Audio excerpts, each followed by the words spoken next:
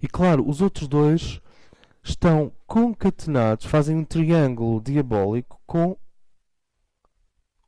aquilo que tu escolheres. Porque estes três estão ligados. Invariavelmente. É uma lei. Quando tu consegues descrever os teus três maiores... Tu podes não conseguir descrever lá nada. Mas se tu conseguires escrever num papel, os meus três maiores obstáculos são... E põe lá. E esses três estão ligados entre si e retroalimentam-se. Por isso é que não se começa pelo mais difícil. Começa-se pelo mais fácil. E assim que tu começas a olhar para ele e a isolá-lo, a vida ama-te. A vida ama-nos quando nós olhamos para os nossos obstáculos com o quinto raio. A vida ama-nos quando nós olhamos para a coisa e não queremos mitigá-la.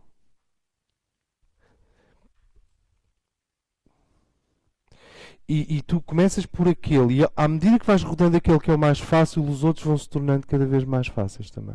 Mas tu nem sequer estás a tocar naqueles outros dois. Só estás a tocar naquele. E no centro dos três, quase sempre, há a ideia de que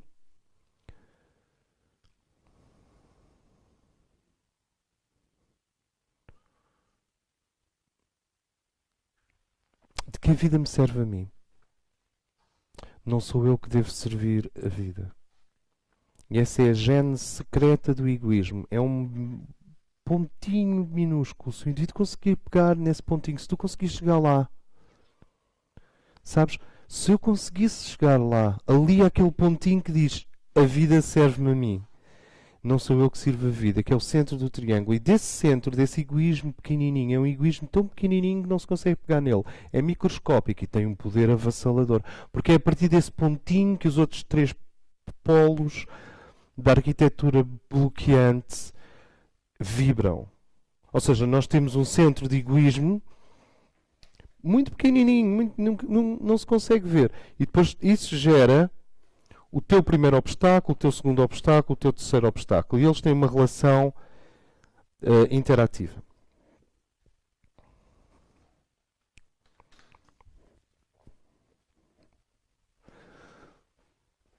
Só que aquele ali, aquele pontinho, as pessoas podem dizer, este pontinho, mas então porquê é que não vamos direto a este pontinho? Este pontinho não é... Isso é a quarta iniciação. Se queres saber, até a quarta iniciação é tudo orgulho. É tudo, não interessa. Por isso é que eu não falo de ego e orgulho e aquela pessoa vaidosa e a outra é humilde. Please, silêncio. Porque é tudo orgulho. Até a quarta iniciação não interessa. Está nu, é orgulho. Está vestido, é orgulho. É pobrezinho, é orgulho. É rico, é orgulho.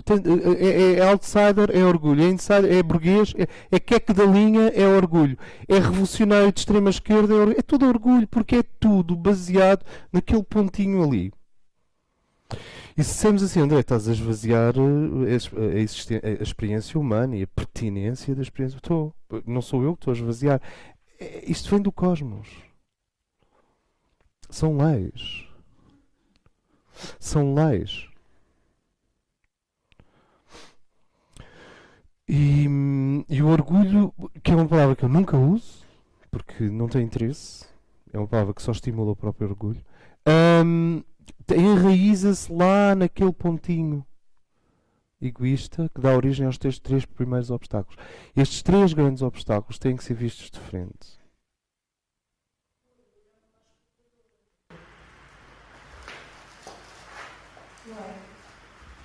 Sim, uma etapa bem mais psicológica, sim. Mas eu estou a falar do orgulho como quase algo que é inerente à existência. Que é estrutural. É.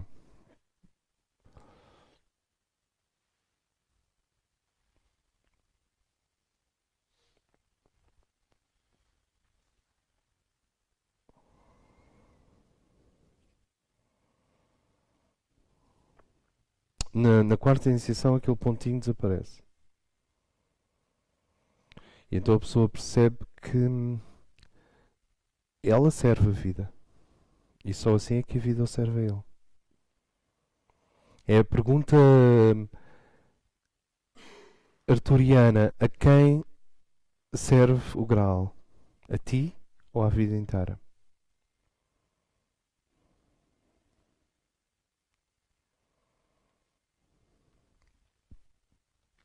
Estas energias de raio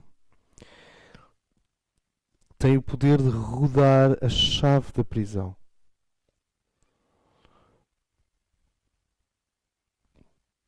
A primeira volta da chave liberta a consciência da escravidão ao plano físico e etérico.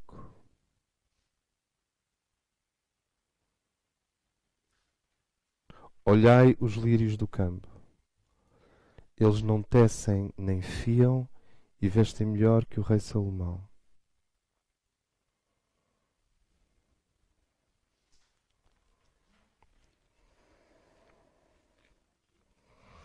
Ou seja, a preocupação com o pão de cada dia, a preocupação económica com a matéria, está sempre relacionada com uma prisão da consciência à matéria. Veem como isto é um terreno perigoso?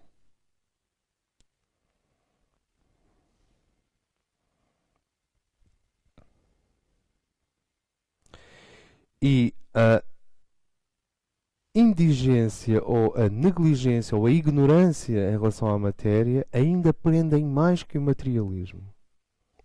Não há ninguém mais preso à matéria que um hippie. Aqueles hippies para quem a matéria não existe porque é tudo lindo e é tudo peace and love. Completamente dependente dos outros.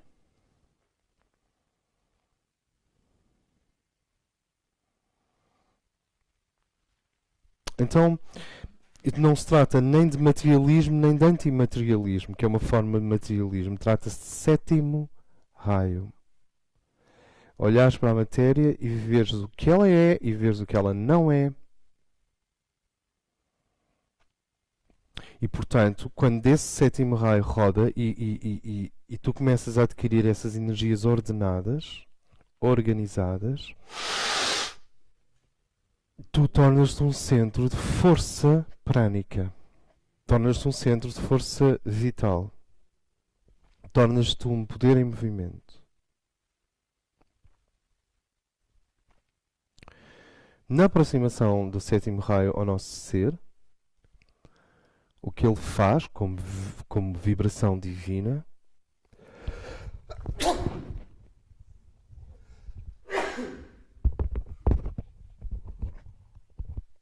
é exagerar completamente o nosso caos, a nossa inércia e a nossa desordem.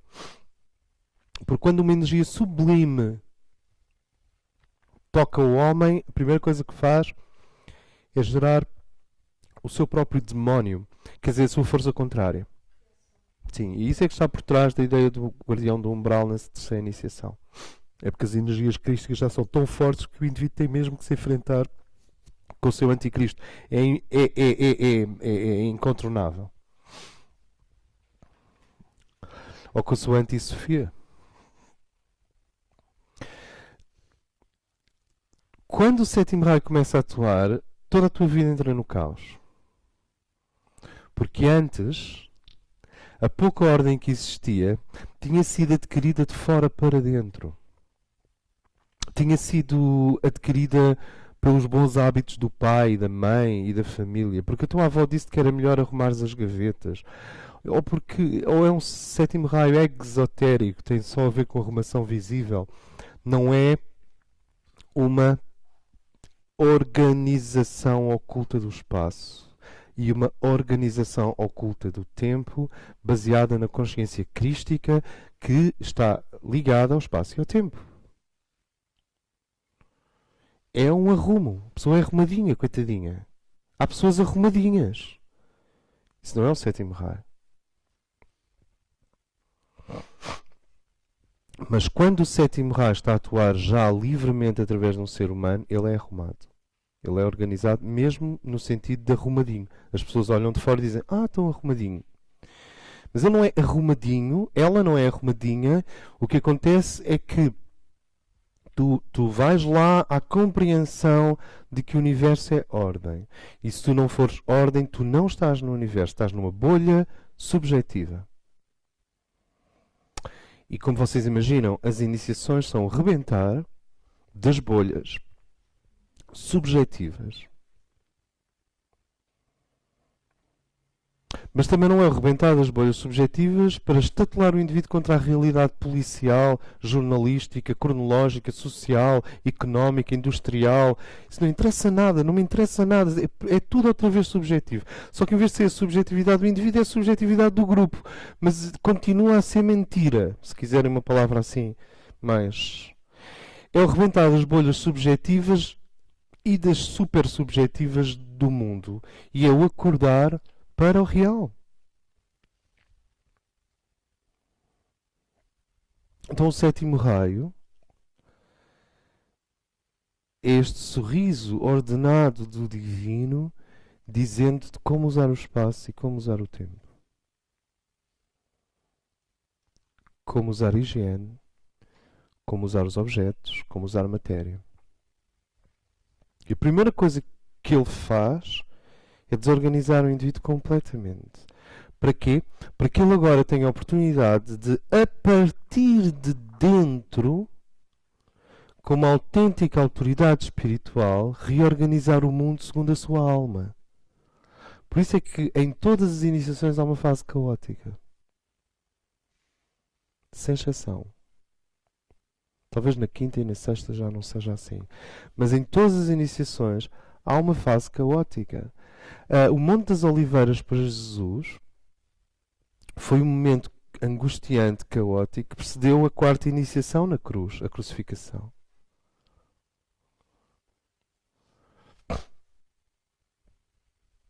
Em todas as iniciações há um momento que se chama cegueira oculta, em que o oposto da iniciação é altamente evidenciado.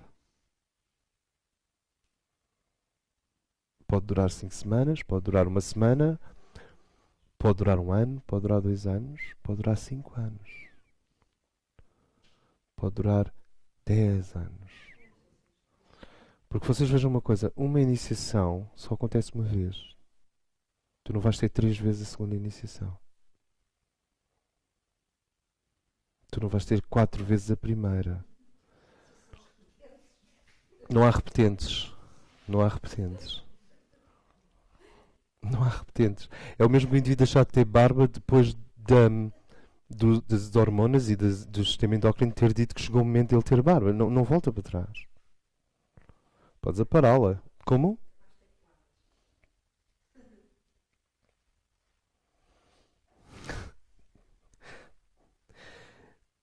Eu nasci para isto. Eu definitivamente nasci para isto. É isto que eu quero fazer na vida. Eu nasci para isto. Nasci para continuar a nascer indefinidamente. Tanto não admira. Às vezes há uma pessoa, sobretudo os meus amigos mais próximos, e assim, tu estás com ar, parece que estás a morrer. Eu, claro. Estou mesmo. Estás pálido. Oh, pálido, que é isso para mim?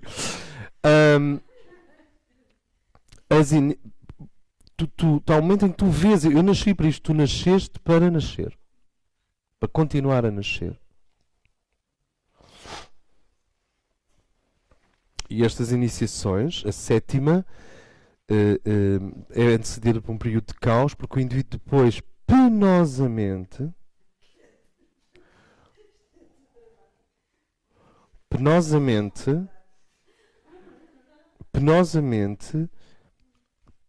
a partir de dentro, finalmente dá à luz o seu sétimo raio. A sua ordem e o seu ritual. Portanto, ele finalmente deixa a sua impressão digital no espaço e no tempo. A primeira iniciação. Eu disse sétima. Primeira iniciação. Eu estou a trocar os números. Ainda bem. Finalmente, a primeira iniciação, ele finalmente tem um período de caos, que é um pequeno guardião do umbral da iniciação. Todas as iniciações têm um pequeno guardião do umbral, que é a evidenciação do oposto. Normalmente é uma recapitulação de uma concentração de forças de vidas anteriores. Para quem utiliza a noção de reencarnação. É uma recapitulação virtual. Quanto mais virtual, melhor. Não tem que ser real, não tem que ser efetivamente, mas é uma recapitulação muitas vezes virtual.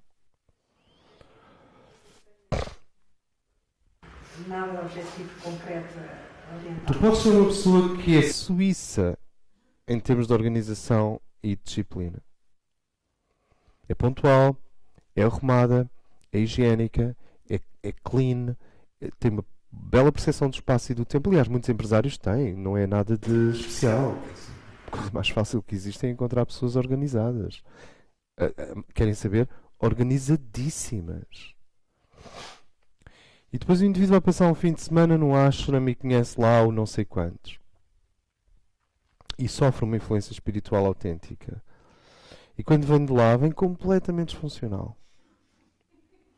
Porque o sétimo raio exotérico à superfície, construído com base em interesses do ego, foi destruído. E o indivíduo ficou sem sétimo raio. E é por isso que vocês têm indivíduos que são, digamos, colorinho azul, colorinho branco, e de repente vão parar ao, não sei, vestidos de aborígenes despidos de aborígenes australianos aos saltos na zambujeira do mar durante dias seguidos, porque passou para ali. Quando a energia divina atua, ela destrói as cascas daquilo que o indivíduo sente que é segurança.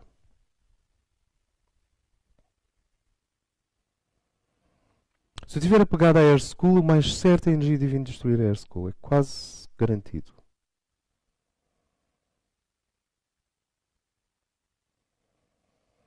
Não sei se me faço entender. Se eu estiver pegado ao meu corpo, ele começa a funcionar mal.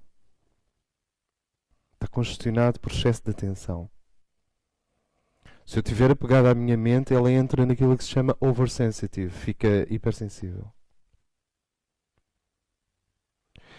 E o sétimo raio, depois de ser destruído o velho, quer dizer, a casca, os hábitos de organização que a pessoa traz, então penosamente a pessoa começa a dar à luz o seu verdadeiro sétimo raio.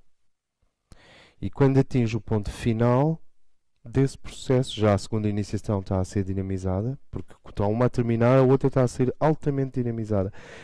Atualmente, a primeira iniciação tem aspectos da segunda. E a segunda iniciação tem muitos aspectos da terceira. E a terceira iniciação já te permite ver a quinta. É muito mais ligado o processo. Quando esse sétimo raio, quando tu vais dar à luz, vais dando à luz a tua relação com o espaço e o tempo, de forma exata, há um momento em que a porta fica para trás. Então, a casca do raio foi destruída, a sua reflexão na personalidade e na cultura foi destruída. Isto é tão importante. Por isso é que o extremamente inteligente parece tolo durante uns anos. Porque a inteligência dele, se foi organizada de fora para dentro e em função dos interesses da sua sobrevivência, ela é abalada na terceira iniciação, o indivíduo fica tolo e só depois de passar a porta é que lhe é dado novamente a clareza e a articulação correta. Na primeira iniciação há um período de caos e depois o indivíduo cristaliza outra vez uma relação avançada com o espaço e com o tempo. Isto significa que tu sabes que a iniciação aconteceu porque viste a destruição de uma coisa que era artificial em ti e ficaste no deserto. Depois, de dentro de ti, construíste a mesmíssima coisa que era artificial, só que agora não é artificial, vem da alma. E depois de teres dado à luz isso tornou-se uma segunda natureza e está de tal forma emocionado ou diluído ou integrado a ti que tu já não sentes como algo artificial ou algo adquirido. Veio de dentro e instalou-se.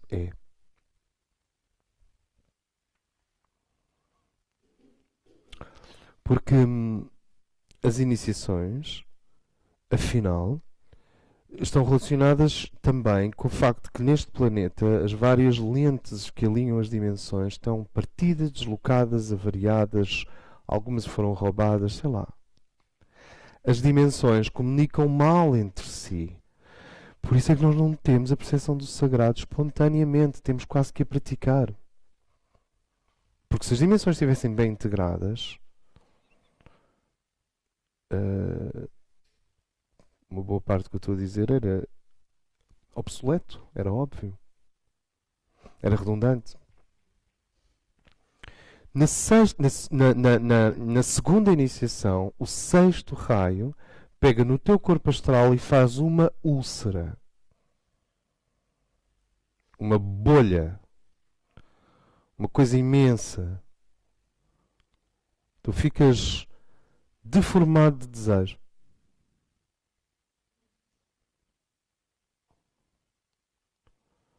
Mete medo. Não sei desejos de quê, sei lá, há desejos para tudo, mas tu ficas deformado, ficas obsessivo, ficas compulsivo, ficas idiotizado, ficas limitado, infantilizado. O sexto raio, que é o raio que rege o corpo astral, reparem, qual é o raio que rege a matéria? Inclusive começando pelos átomos e indo até aos minerais. Sétimo. Qual é o raio que rege o corpo astral? Sexto. E o sexto raio esteve ali criando desejo integrado à personalidade como um todo. Se vocês comprarem o livro Daughter of Fire, da Irina Tweedy, que se vende na Amazon.com e custa $19, e que não precisam de comprar porque a AirSchool daqui a uns tempos vai ter cá o livro para vocês poderem ler. É um livro assim, da Irina Tweedy. Ela estudou com um grande mestre Sufi. Era uma pessoa completamente British, completamente vitoriana. Tinha a primeira iniciação já feita. Uma pessoa com uma grande qualidade humana e integral. Foi lá para a Turquia meter-se com o mestre Sufi, é louca. Ao fim de 3 dias estava completamente louca de desejo. Completamente. Porque o mestre fez assim: olha, isso aí não é real. Quem diz o mestre diz o próprio sexto raio. Coisa que já desejava antes. Deseja de maneira diferente. O que acontece é ambas as coisas. Acontece que ela acorda à meia da noite e não consegue mais dormir. É a noite do lobisomem. Mais ou menos. E gradualmente essa energia de devoção pega no desejo que estava lá por trás de tudo, escondido, tala-o de cima e transmuta-o em reverência. Por isso é que nós dizemos: o sétimo raio gera a primeira iniciação e o indivíduo, tu precisas de assimilar a lei da ordem cósmica. Pergunta tão simples: o que é a ordem cósmica? Porquê é que as areias brilham? Porquê é que as areias brilham? É ordem? É um poema divino? É porque Deus estava inspirado? O que é a ordem cósmica? Porquê é que o universo tem ciclos? Porquê é que o universo respira? Porquê é que não é um contínuo sempre a ascender sem retrocessos? Porquê é que há yin e yang? Porquê é que há ordem? Porquê é que há alternâncias? Porquê é que há avançar, recuar, avançar melhor, recuar, avançar ainda melhor, recuar? Porque o que é esta respiração das coisas? A lei da ordem cósmica. Na segunda iniciação, o indivíduo precisa de aprender a lei da suprema reverência. tu não transmutas o desejo, há pessoas que têm desejo social, inclusive, tu não transmutas o desejo. Eu vou-te dar um exemplo de como é que tu checas o desejo. Basta o indivíduo estar preocupado com o que os outros pensam dele. Pronto, já está. Enquanto tu estás ansiosamente preocupado sobre a imagem pública ou semi-pública ou o que a tua família ou os outros pensam de ti, tu estás a vibrar no plano astral. Eu disse preocupado, ansioso. Nós podemos pensar no desejo como fundamentalmente a componente sexual do desejo. Nós podemos fazer uma lista de desejos tremendos que não têm a ver com questões instintivas. Outros, muito mais perniciosos e subtis. E essas coisas vão crescendo, crescendo, e na sexta iniciação o teu corpo astral torna-se uma úlcera, torna-se uma bolha. E há um momento em que tu dizes assim, o que é que eu faço com esta bolha? E é o sexto raio que começa a transformar aquele líquido, aquele desejo, aquele medo, aquela ansiedade, aquela tudo já agora now, mais, grátis, imenso. Quero muito de tudo. Conhece o género? Então o que é que a menina quer comer? Quer muito. Muito de quê? De tudo. Tudo o que tenho direito. Exatamente. Na sexta iniciação, na segunda iniciação é tipo uma criança no Toys R Us. Tu perdes-te completamente. Até que o indivíduo continua. Mas eu sei que isto é iniciático. Isto não pode ser humano. Isto não é normal. Quando tu começas a dizer isto não é normal, está bem. Está certo. E isto não é normal. E tu, sim, é quando estás a começar a voltar finalmente. E o que é que vai acontecer? Só a reverência profunda pela vida, que é o sexto raio cósmico, anula o desejo. Eu não conheço mais nada que anula o desejo. Não é anular no tentem-me entender. Não é anular no sentido porque nós não queremos anular o desejo. A expressão não está bem. Fernando Pessoa usava a expressão: se não há desejo, a alma não tem força para a ascensão. Se não há desejo, estás parado. O desejo é emoção, não é? Dito de outra maneira, se não há se a alma for pequena, as coisas não valem a pena. E mais à frente transforma-se em vontade. Nesta fase ele transforma-se em um total apaziguamento, porque tu sabes que o divino vai trazer à tua, como é que se chama a pedra da porta de entrada? Soleira?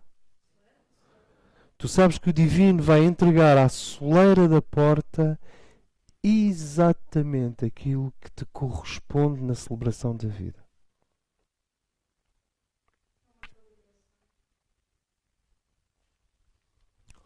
Pode ser uma herdade.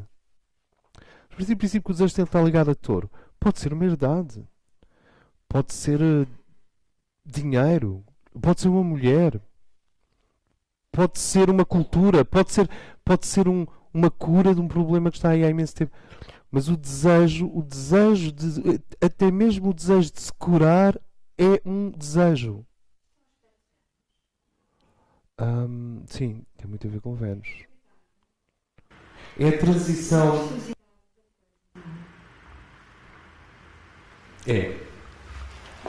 A transmutação do corpo astral é feita por aquilo que se chama a transformação do desejo em aspiração. Cada momento da aspiração retira força ao corpo astral inferior e coloca força no corpo astral superior. Só que nós não estamos na Idade Média, nós não somos tolos, nós não somos primários, ou somos? Vamos dizer que não somos, se calhar somos, mas vamos dizer que não somos. Então o que é que eu faço? Isto não se trata do indivíduo embarcar numa aventura de oração e devoção e ansiedade piedosa. Trata-se de compreender que há algo na vida que é mais importante do que possuí-la. Ora, o desejo tem a ver com posse. Ter. Ou escoar. Ou nivelar. O que é que o desejo pede? Resolver-se. Saciar-se. Porquê? Porque está em busca da paz. E o que o iniciado faz é aprender a criar a paz, quer tenha, quer não tenha um objeto de desejo. Se tiver, está em paz. Porque ninguém vai matar o objeto de desejo. Coitado do objeto de desejo, tem alguma culpa. Está ali. Se tiver, estás em paz. Se não estiver em paz, estás. E esta é a fase final do corpo astral. Quais são os mecanismos? Aspiração e suprema reverência. O indivíduo que vai procurar o significado disto. O que é suprema reverência para ele? Na suprema reverência, combinada com a aspiração, o corpo astral é transmutado. A transmutação do corpo astral representa a anexação do corpo astral à vibração da alma. Assim como antes da primeira iniciação deu-se a anexação do teu físico etérico à alma. O que acontece é que as forças evolutivas antes descreviam as coisas desta maneira. Tudo ou nada. Ou tu tens, ou o desejo te leva para muito longe do templo da vida, isto é, quase até à beira da morte, ou para poder estar no templo da vida não tens corpo astral, não tens desejo, não tens sentimentos. E era assim que elas manipulavam as pessoas, neuroticamente. Empurravam umas para os excessos e outras para os ascetismos idiotas. E o resultado final é uma enorme paralisia na humanidade.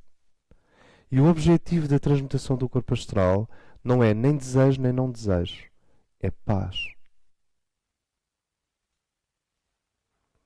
A paz interior, assim como a ordem, isto é, um domínio sobre o espaço e o tempo, revelam que a porta da primeira iniciação ficou para trás. Podes ter ligeiras caídas e retrocessos, mas é tudo ligeiro. Já, tu percebes que houve uma mudança. Tu sabes, ninguém precisa te dizer, tu sabes que houve uma mudança. O sintoma de que o corpo astral foi assimilado pela tua alma é a paz profunda. Não é a paz de andar a boiar à superfície. Sabes, está sempre tudo bem. Lembram-se de estar tudo bem, sempre, o tempo todo tudo bem. Quer dizer que nada está bem e é tudo pré-iniciático. O indivíduo tem que ficar mal. Sabe, tem que ficar mal. Os homens têm que ficar agressivos e as mulheres têm que deprimir. Depois os homens deprimem e as mulheres ficam agressivos. Tem que ficar mal. Que é para o indivíduo ver a úlcera, ver a bolha astral, olhar para ela claramente. E então, quando tu vês claramente. Como é que eu ia te pôr isto? Kitty, ias dizer alguma coisa? Quer dizer que a maior parte dos desejos são inquietantes, trazem inquietação, que a pessoa deseja estar na ansiedade, não é? Este tipo de desejo não vem acompanhar a ansiedade, é pacífico. É um desejo pacífico. Não deixa de ser desejo. É assim de escorpião-touro. É assim de escorpião-touro. Paixão na paz e paz na paixão. É uma grande ciência. É a grande ciência da vida. É esse momento da segunda iniciação. Vocês sabem o que acontece se vocês conseguem passar isto? Agora sim, estou a ser paternalista e primário. Sabem o que é que conseguem? O que é que acontece? Deixam para trás um dos grandes capítulos do cosmos. Podem finalmente ver coisas que nunca viram. E coisas que são sonhos tornam-se reais. E coisas que são vagas tornam-se definidas. E coisas que pareciam caminhos de fumo tornam-se caminhos sólidos. O caminho abre-se à vossa frente. O caminho torna-se real. Tu não vais dizer isto a um jovem de 15 anos, ou de 18 anos, ou de 20 anos. Ele ainda está a tentar chegar ao desejo, quanto mais transmutá-lo. Há uma idade para tudo. Nesse sentido,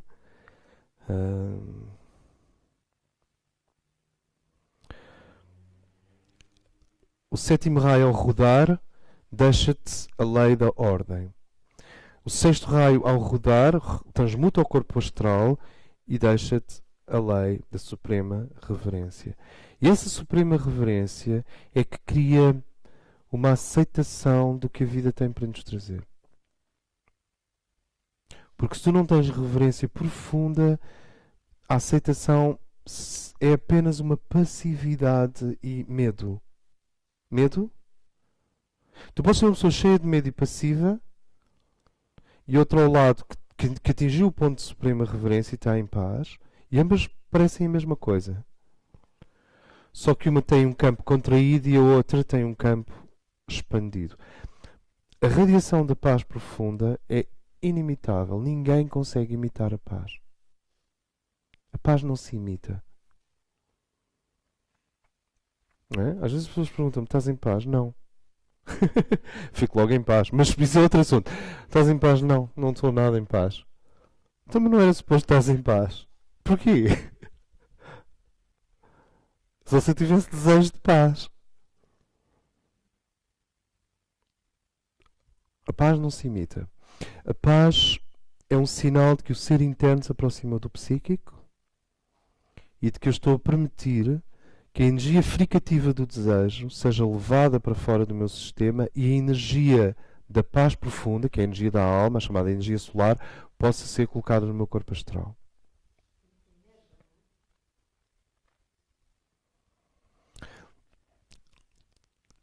Não há nada mais belo do que uma procissão de iniciados nas montanhas numa noite de lua cheia. Cada um com a sua vela, cada um com a sua chama. É como um jardim ardente. E homens e mulheres conseguem se olhar em paz. A polaridade, a distância entre os sexos, deixou de ser um ponto de tensão e passa a ser uma tremenda troca de energia tântrica. Estamos a falar de tantra da mão direita agora. Sim. Sim. Mas o indivíduo tem que ter o corpo astral não sei aonde. Então as polaridades são usadas como um hino da vida. E os homens e as mulheres podem se olhar e a energia de desejo circular entre eles aqui em cima, no coração e aqui em cima. E isso cria uma nova placa sólida para a construção de uma comunidade de luz.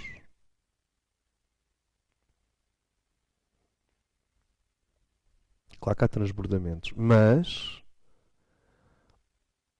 esta circulação pela correta distribuição das polaridades masculinas. Antigamente havia certas distribuições que eram inevitáveis. Os anciões rodavam no sentido anti-horário e os jovens rodavam no sentido horário. Nas festas druidas, nos cerimoniais de solstício celtas, os jovens rodavam no sentido horário, representando os não iniciados, aqueles que querem apreender a vida, e os anciões rodavam no sentido anti-horário, representando aqueles que já estão a servir a vida. Mas além disso, havia uma alternância masculino, feminino, masculino, feminino, masculino, feminino, para manter a circulação da energia. Não há nada mais parado de 7 homens, uns ao lado dos outros. Sim. Só que aqui eu não estou aqui a falar de heterossexualidades e homossexualidades. Eu estou a falar da circulação da energia. Depois, ainda havia mais uma distribuição, que era a distribuição pelos elementos.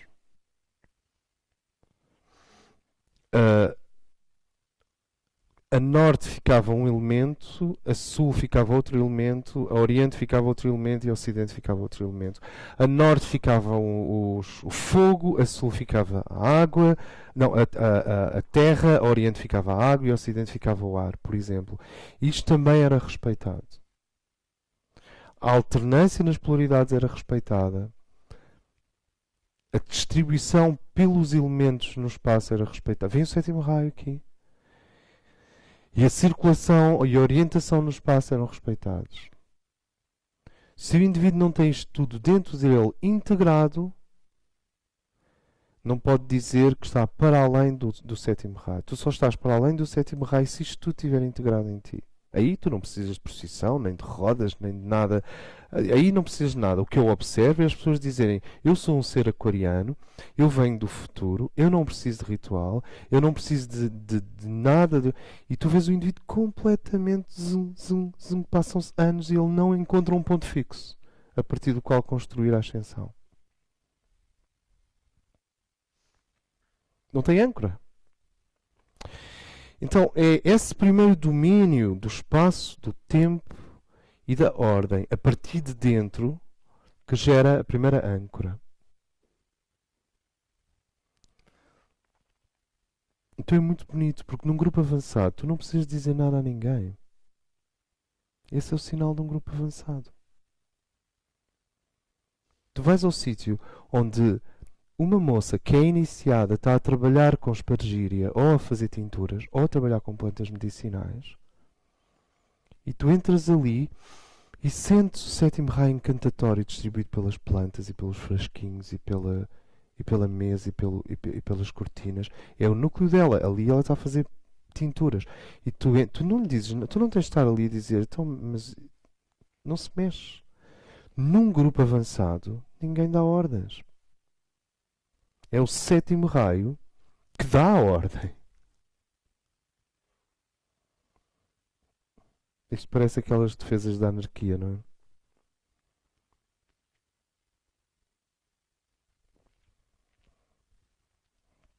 Tentem tirar o sétimo raio que vem de dentro e não pôr nenhum sétimo raio que vem de fora e vejam o que é que acontece.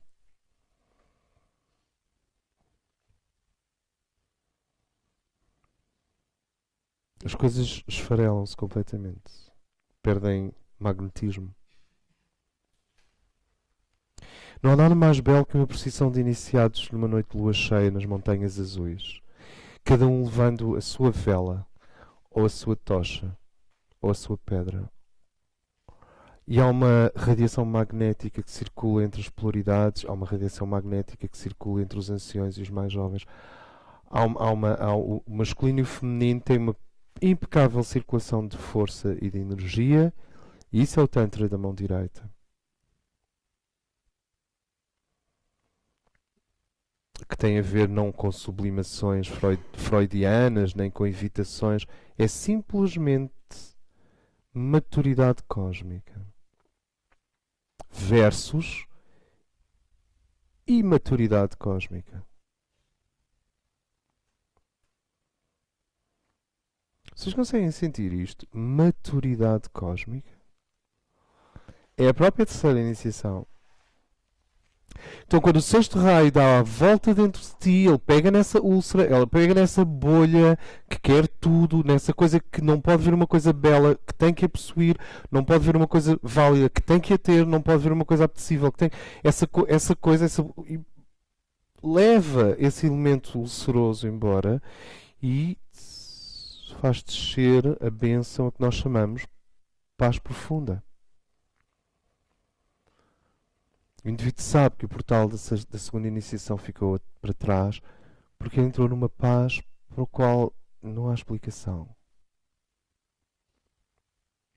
E ele sabe, ao contrário de um asceta que evita a vida, ele sabe que a vida irá depositar ciclicamente um potezinho de mel à entrada da soleira da porta.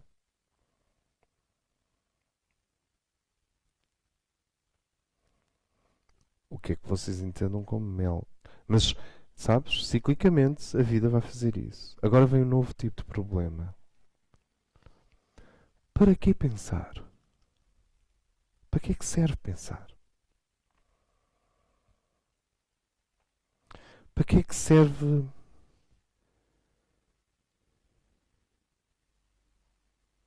variar? É aqui que os gêmeos começam a ficar horrorizados. Para que é que serve alternar? Para que é que serve opinar? Para que é que serve tanta atividade mental? Bom, a atividade mental que nós temos é diretamente proporcional a duas coisas: aos tiranos que nos querem roubar a mente e à ignorância que é inerente ao facto de nós sermos seres que vêm da psique arcaica universal. Nós não vimos de uma super alma estelar. Serem assim, vimos de uma super alma estelar. Eu não estou a falar dessa parte que vem da super alma estelar. Eu estou a falar da outra parte de ti que não vem da super alma estelar e que está constantemente a alimentar uma enorme lateralidade pensante. E o pensamento gera desconfiança, e o pensamento gera reação, e o pensamento gera angústia, e o pensamento gera propriedade, e o pensamento gera guerra. O quinto raio é este quinto anjo que vem ao teu encontro, que é o anjo da precisão mental. Terceira iniciação. Nós saímos da primeira matriosca pelo rodar da sétima chave, a lei da ordem. Nós saímos da segunda matriosca pelo rodar da sexta chave, a lei da suprema reverência. Só a suprema reverência gera paz profunda. Reverência a quê? Não sei, encontra. Se as pessoas dizem, eu não tenho um ídolo, arranja um ídolo. De preferência que seja um ídolo que transmute o teu corpo astral. Há pessoas que até sentirem o eu superior vão lá por São Germain. Como? Absolutamente sim. Suprema reverência ao seu próprio ser interno. Esse é o ídolo perfeito. Claro. Pode provocar? Pode aprender a viver em projeções de nós. Claro. A alta reverência. Sim. Eu, quando não consigo sentir o meu ser interno, vou direitinho a Mória. Pronto, acabou. Acabou o problema do sexto raio. Fica logo ali resolvido. E Mória, se me permitem, é-me exterior. É exterior a mim. Mas acontece esta coisa. Assim que tu fazes essa coisa com Mória, de sexto raio, eu tenho uma... Este ser tem uma relação de sexto raio com o mestre Mória. Então, eu tenho uma relação de sexto raio com o mestre Mória. Raio, eu tenho uma relação de sexto com ele. Portanto, o mestre Mória é uma das minhas vias de transmutação do corpo astral. Nem sempre resulta. Mas é o meu problema, é o meu testemunho, é real para mim, acontece. Então eu vou lá, faço essa coisa idolátrica, totalmente assumida e consciente, e assim que o corpo astral ganha um dinamismo de fogo na direção do meu ser interno. E aí a chama já fica direitinha. Só que para acender a chama eu não consigo, às vezes não consigo, estou ali, isto não acende. Está tudo tão molhado, sabes? É como se viesses de um naufrágio e está tudo molhado, não acendes o fogo de maneira nenhuma. Então tens que usar um mestre Mória para secar a roupa. E depois então, daí a bocado, a chama já acende. Cada um utiliza o ídolo que precisa até conseguir acender exatamente o que a Paula estava a dizer. Exatamente o que a Paula estava a dizer. Suprema reverência pelo nosso próprio ser interno.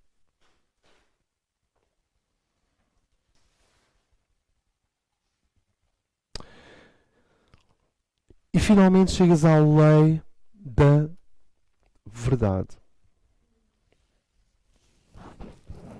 Que é a lei que transmuta a mente. A lei que transmuta o corpo físico etérico é a lei da ordem. A lei que transmuta o corpo astral é a lei da referência e da aspiração. A lei que transmuta o corpo mental é a lei da verdade.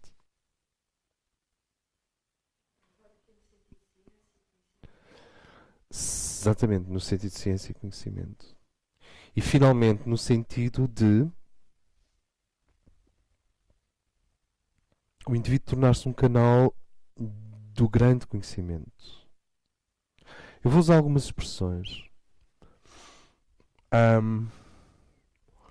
Sutra Dharma Mandalam.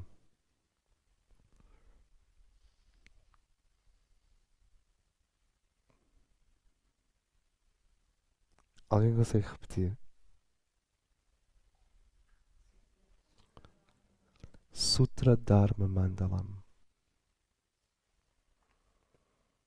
Agora vamos experimentar a mesma coisa de uma forma mediterrânea. Sophia Perennis.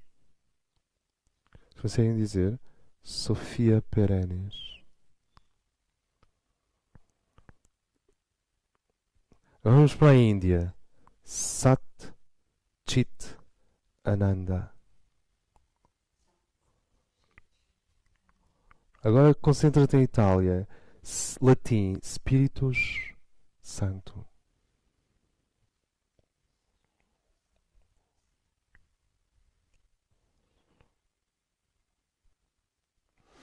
E se fores para o crescente fértil, tens lá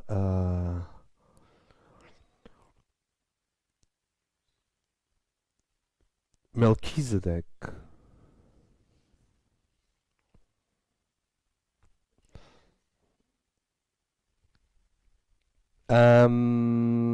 Que é o crescente fértil. É a bacia do Mediterrâneo, a bacia oriental do Mediterrâneo, toda. Ou seja, toda a costa, que inclui o Líbano, a Síria, a Jordânia. Jordânia é mais para dentro. Não, Turquia já não é crescente fértil. Crescente fértil é a zona dos Sumérios. É aquela zona assim. Aqui embaixo tens o delta do Nilo. O crescente fértil é aquele... Assim, onde está Israel, Suméria, Bagdade, Iraque, Irão. Irão já não é bem crescente fértil, já está a sair. Isso é Pérsia. É aquela zona ali. Melquisedeque. Sutra Dharma Mandalam. É um termo do sul da Índia para... O que é isto tudo quer dizer? Blavatsky tem esta expressão: não há maior religião que a verdade. Não há maior religião que a verdade. Sat Chit Ananda. Sutra Dharma Mandalam. Melquisedeque. Isto é, rei sacerdote.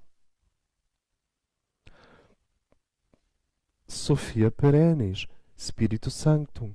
Isto é o mundo da terceira iniciação. É quando a mente renuncia à originalidade de conteúdo, mas mantém-se inteiramente fiel à vivacidade e à originalidade de forma. Eu acredito que a verdade pode ser apresentada de formas vívidas e originais e modernas e até aparentemente desportivas. Na terceira iniciação, a mente supera a questão da originalidade do conteúdo e descobre que a verdade pré-existe à mente. Tão simples.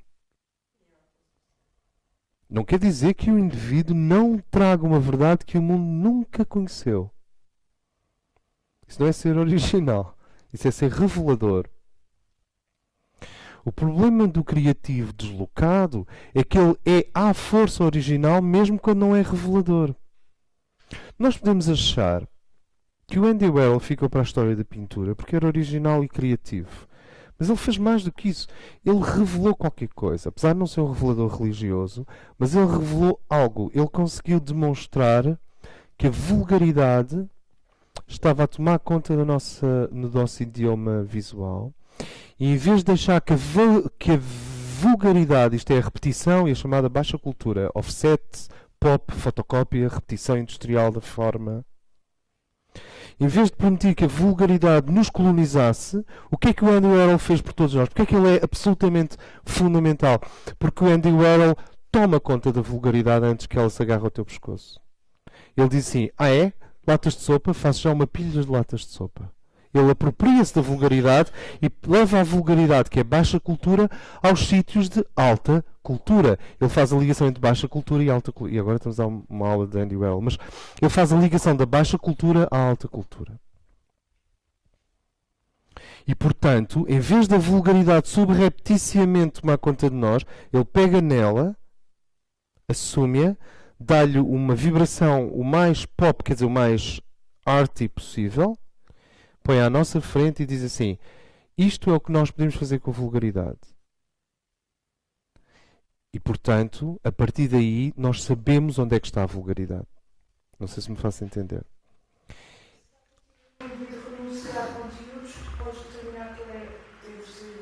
Não. De maneira nenhuma, não. É a nível mental. O indivíduo, a terceira iniciação, desloca a mente do original não revelatório para a fidelidade revelatória. A ideia é muito simples. A verdade pré-existe à mente. Antes que eu tivesse mente, a verdade já existia. E quem é que criou a minha mente? A verdade. Então, o caminho da terceira iniciação é o caminho de fazer a mente infletir na direção da verdade, que é a origem da mente. Eu não estou a dizer que não existe uma origem ignorante na nossa mente, mas não no contentor da mente, mas nos materiais que andam lá dentro. Os materiais que circulam na mente podem ser ignorantes e sombrios, e consta que são muitas vezes. Mas a mente em si, como espaço, ela é uma emanação da verdade. Se tirares tudo dentro da mente, a mente continua lá. Só que não tem lá nada. Esse campo, essa dimensão, que é a dimensão da mente, dentro do qual a consciência existe a maior parte do tempo, vocês querem saber, nós demorámos 25 mil anos para tirar a mente, para tirar a consciência do plano astral e colocá-la onde ele está hoje, no plano mental. 25 mil anos, desde a Atlântida até hoje, desde a raça Atlante, que era astralmente polarizada, para a atual raça Ária, que é mentalmente polarizada. Foram pelo menos entre 12 mil e 25 mil anos. Viviam a partir das emoções. Os poucos mentais que haviam eram os magos mais avançados, mas a população em geral da Atlântida vivia debaixo das águas astrais. Não sei dizer como é que era, não sei. Experimenta viver um dia inteiro no plano astral, com muita telenovela mexicana, mas tem que ser mesmo muita. Uma civilização assim conseguisse ter toda a sua tecnologia baseada, por exemplo, na energia nuclear. A hierarquia era mental, mas a hierarquia presente na Atlântida era mental. A massa é que era polarizada no plano astral. Assim como hoje a hierarquia é espiritual, intuitiva, e as massas estão polarizadas no plano mental. Logicamente. Senão não podem servir. Parece-me. Nesse sentido, tu não renuncias a conteúdos. Tu começas a levar a substância mental ao seu próprio ponto de origem. Qualquer mestre de meditação, qualquer mestre ligado ao Advaita, qualquer mestre Zen te diz que antes de mais nada é necessário levar a mente até à sua origem. Só que, de uma maneira geral, a origem é descrita como uma inflexão da mente no vazio. E isso não é a terceira iniciação. Isso é repousar a mente, é fazer a mente pousar na base de si, no não pensamento. E no não pensamento tudo pode acontecer. Podes ter um esticão astral de repente e passas do não pensamento para a paixão violenta. Estavas a meditar muito bem e olha, e agora? Ou podes ter um esticão físico etérico. Faço-me entender. O teu básico. Exatamente. Ou a tua criança interior, ou um subaspecto da personalidade que não está resolvido. Sim. A terceira iniciação leva a mente à sua origem, mas é à sua origem superior. Isto é, A síntese do pensamento é levar a mente à sua origem, não é a sua decomposição. Então um ser que tem a mente impregnada desse... E quem faz isto? O quinto raio. O quinto raio afina a mente com Sutra Dharma Mandalam. O que quer dizer Sutra Dharma Mandalam? Quer dizer a filosofia perene, o conhecimento eterno, a verdade que não morre nunca. Dentro dessa verdade há corpos vibracionais. A verdade não morre nunca, não é o monolito do Stanley Kubrick. Há corpos vibracionais. Desses corpos vibracionais vai chegar o conhecimento sobre a geometria sagrada, vai chegar o conhecimento sobre a Merkaba, vai chegar o conhecimento sobre a cura do cancro, vai chegar o conhecimento sobre a síntese das nações, vai chegar o conhecimento sobre as novas crianças, os novos casais, a nova terra. Tudo isso vem de lá. Não, quando se fala de uma síntese da mente e de que o quinto raio leva a mente à sua origem superior, nós não estamos a falar de uma mente que se transforma num anel vazio e inconsequente. Estamos a falar de uma mente que se torna canal vivo das verdades que a alma conhece. E isso é que é a mente ser anexada pela tua alma. Ora, os livros que tu vais escrever, se são livros são pré-terceira iniciação, vão fazer parte de dezenas de livros inspirados no mundo inteiro. Se são pré-primeira iniciação, são os livros de autoajuda que tu vês em toda a parte.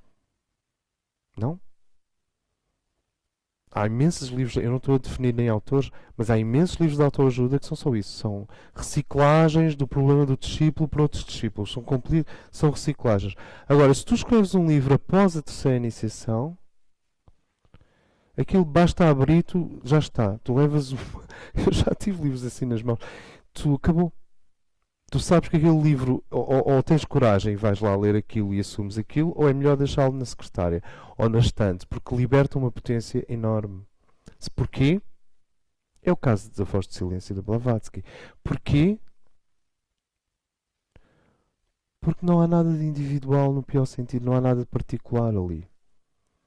Aquilo ali é Sofia Perennis, Sutra Dharma Mandalam, Sat Chit e Ananda, o Espírito Santo. Isso é muito bonito, porque no final, na terceira iniciação, aquilo que em nós era opaco tornou-se transparente. E é por isso que se compara o iniciado a uma candeia.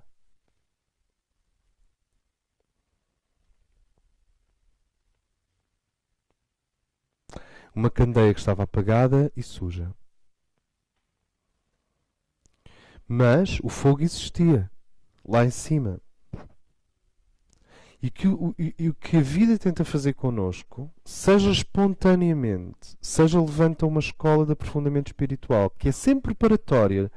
Eu não acredito numa escola iniciática, objetiva e direta. Não acredito nisso. Quer dizer, não acredito numa escola que diz assim, aqui fazem-se iniciações. I don't believe in that. É o mesmo que tens um autocarro que diz Shambhala. Não há autocarros para Shambhala. Não há autocarros para Shambhala, não há escolas iniciáticas. Mas há preparações. E aqueles que estão mais perto são os que mais sofrem. São os que mais... Porque uns, sabes, nós somos malhas. Nós somos parte de uma malha. Os que estão sujeitos a uma pressão maior da força são os que sofrem aquilo que é a pedra mais dura, o partir de pedra e o processo de britadeira mais violento. Para que o caminho vá ficando ensolarado para os outros. Mas na terceira iniciação a luz acende-se dentro da chama e a candeia foi lavada. O corpo físico encontrou o seu lugar, o corpo astral deixou de ser uma úlcera e o corpo mental deixou de ser um carrossel. E nós podemos dizer assim, este ser é mais ou menos do que o revolucionário de esquerda, livre, libertino e autónomo que resultou da Revolução Francesa.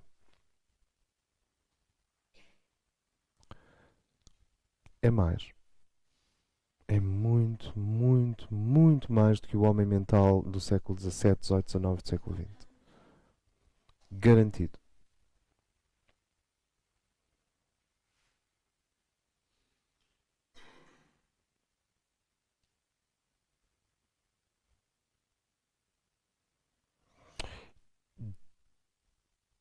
Na quarta iniciação, o quarto raio roda a chave outra vez e o indivíduo é liberto já não da mente, porque a mente ficou para trás. A mente como fonte de problema, não é a mente como ferramenta. A mente ficou para trás, portanto,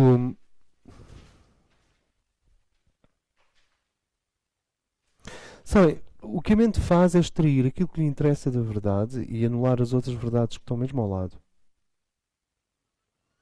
Isso não é quinto raio.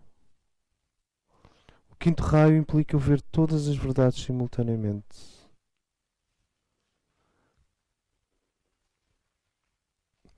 Na quarta iniciação, a chave é rodada mais uma vez e o indivíduo é liberto de todo e qualquer compromisso social, kármico e humano.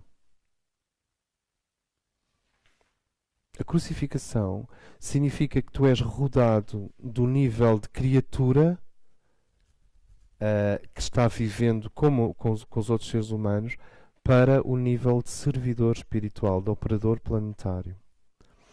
Isto significa, atenção, como Deus nunca destrói uma coisa boa, melhora, não há nada destrutivo em Deus. Toda a destruição divina é só uma técnica para revelar uma outra coisa que está por trás. O indivíduo pode ter a quarta iniciação e continuar ali com a esposa, ou o esposo, e os filhos e os netos. Não, não é isso. Não se trata de isolamento. Mas, subjetivamente, uma das frases que está associada à quarta iniciação é taken apart.